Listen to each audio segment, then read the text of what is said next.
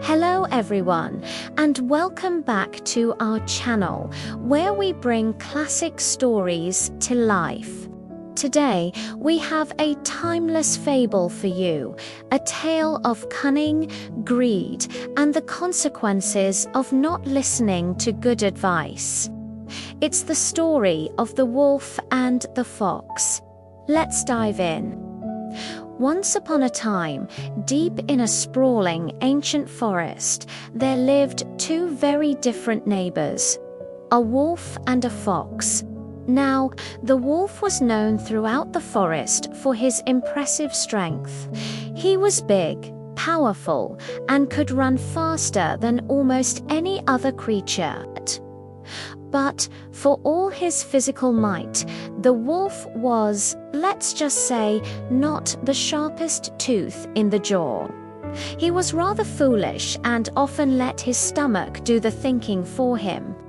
On the other paw, we have the fox. The fox was a master of wit and cunning. He was smaller, yes, but what he lacked in size, he more than made up for in cleverness. He always knew the best places to find a meal, the safest paths to take, and how to talk his way out of any trouble. His mind was as sharp as a needle, and he survived by outsmarting everyone around him. One particularly hungry afternoon, the wolf's stomach was rumbling so loudly it sounded like distant thunder. He hadn't had a good meal in days and was growing desperate. He saw the fox trotting by, looking quite satisfied and well-fed as usual. An idea sparked in the wolf's simple mind. He approached the fox with a friendly, if somewhat clumsy, smile. "Brother Fox," the wolf began, his voice a low growl, "you are so smart and resourceful. You always seem to know where the most delicious food is hiding. My belly is empty, and my strength is failing me. I have a proposal. If you teach me your ways, show me where to find a proper feast, I promise I will share whatever we get with you. We can be partners." The fox's whiskers twitched. He looked the big wolf up and down, considering the offer. A partnership with the strong but foolish wolf could be interesting. The fox was always looking for an opportunity, and this one seemed too good to pass up. He could use the wolf's strength and perhaps have a little fun at his expense. A sly grin spread across the fox's face. "Very well, Brother Wolf," the fox said smoothly. "I will help you. I know just the place. It requires a bit of stealth, but the reward is more than worth it. Follow me and prepare for a feast you won't soon forget." The wolf's tail wagged in excitement, and he eagerly followed the fox, his mind filled with visions of succulent meats and a full belly. He had no idea what kind of lesson he was about to learn. The fox led the wolf through the winding forest paths, out of the deep woods, and toward the edge of a nearby village. The air began to smell different, not of pine and damp earth, but of wood smoke, livestock, and something incredibly delicious. Peeking from behind a thick hedge, the fox pointed a slender paw toward a sturdy-looking farmer's house.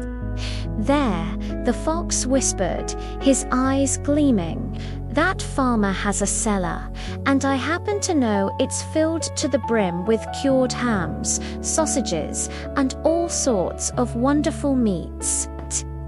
It's a treasure trove for hungry fellows like us."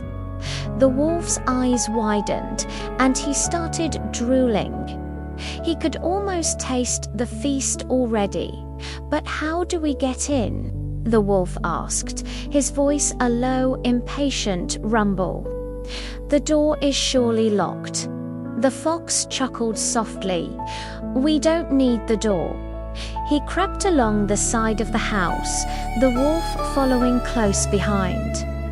The fox stopped beneath a small, narrow window set low in the stone foundation. "This is our way in. It's a tight squeeze, but we can manage it." Then the fox leaned in close and gave the wolf a very important piece of advice. He whispered, "Listen carefully, brother wolf. This is the most important part. We sneak in, eat our fill, but you must remember, do not eat too much. If you get too full, you won't be able to fit back out through this little window. Moderation is key." The wolf nodded eagerly, though it was clear the warning went in one ear and out the other. All he could think about was the food.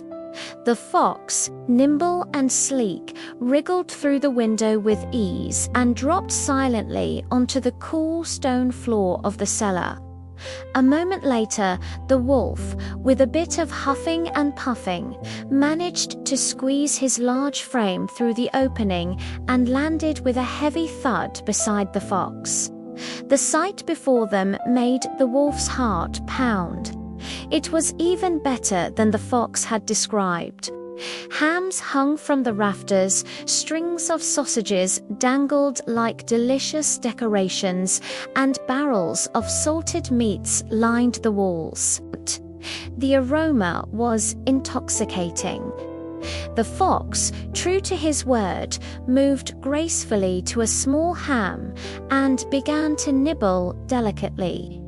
He took just enough to satisfy his hunger, keeping a watchful eye on the window and an ear open for any sounds from the house above. He knew the risks.